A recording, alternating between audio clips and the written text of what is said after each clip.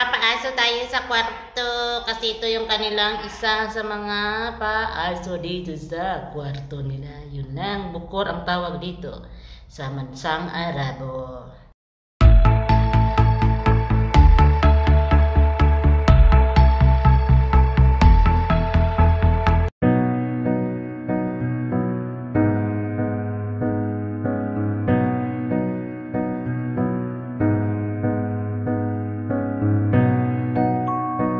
Mga palangga, dahil tapos na akong maglinis or kami maglinis ng kwarto ni Mama Kibir, ngayon ay lagyan namin ng paso. Ayan, ito yung ginamit ko kahapon. Itatapon lang natin to para palitan ng bagong paaso. Magbubukor tayo ng kwarto ni Mama Kibir dahil wala siya. Umalis si Mama Kibir. Magbubukor tayo. Meron ako ditong charcoal. Ang tawag dito sa Middle East ay faham, or faham kung sa dito kayo sa Kuwait. Ngayon, sisindihan natin. Ito nahulog pa. Tinunto ito. Andito ako open ng faham. Nagsisindi ng faham. Ayan o.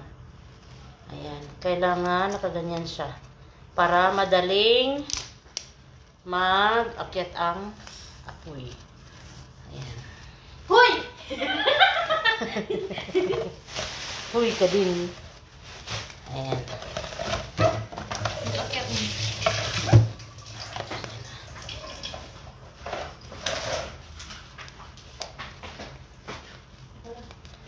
Pag may iba namang klaseng bukor na faham na na hindi ganito. Mas easy ito at madali. Easy na nga, madali pa. Ano daw? At ito na nga, ayan, napatapos na. Diba, sinindihan natin dun sa baba. Ngayon, umakyat na siya. Tayo-tayupan konti. Ngayon, ay lalagyan na natin ng bukor. Bukor o kung ang ibig sabihin ay yung parang pabango ba? Hindi ko alam paano yung sa English, mga palangga.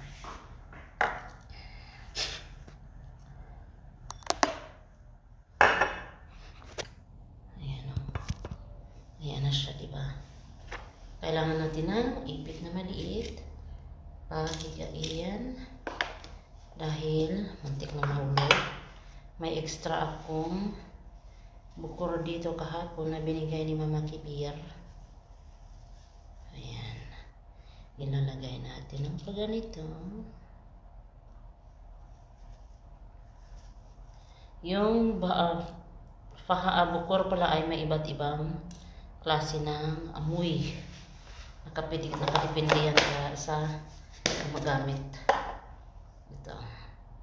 Ngayon ay ilalagay ko ito sa kwarto ni Mama Kibir para pagdating ni Mama Kibir ay mabango ang kanyang kwarto. Pero hindi ko pa yung papakita kasi privacy na yan ni Mama Kibir ang kanyang kwarto.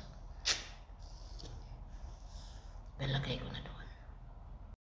Papaaso tayo sa kwarto kasi ito yung kanilang isa sa mga paaso dito sa kwarto nila. Yun lang, bukor ang tawag dito sa Mansang Arabo.